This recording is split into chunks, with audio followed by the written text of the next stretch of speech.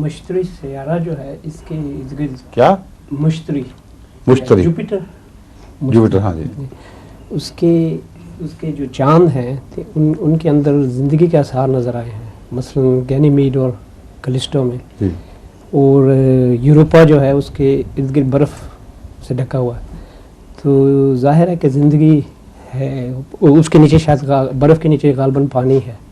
نیچے تو ظاہر کیسے ہو گئی؟ یہ ان کا خیال ہے، ہاں ظاہر ظاہر تو اس کو سائنٹسٹ کا خیال اندازہ ہے وہی جو دنیا میں ہوا تھا زندگی سے. حضور یہ قرآن کی وہ آیت کی تصدیق کرتی ہے کہ ملایا جائے گا ہم سے دوسرے سیاروں میں زندگی.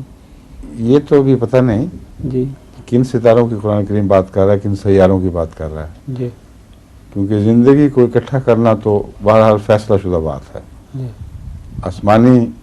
آسمان پہ بسنے والی جو نباتاتی اور حیاتاتی زندگی، ان کا زمین کی زندگی سے تعلق قائم کرنا خدا تعالیٰ نے فرمایا ہے ایک قطعی پیشگوئی ہے. جی واللہ وہو علی جمعہم اذا یشاء قدیر.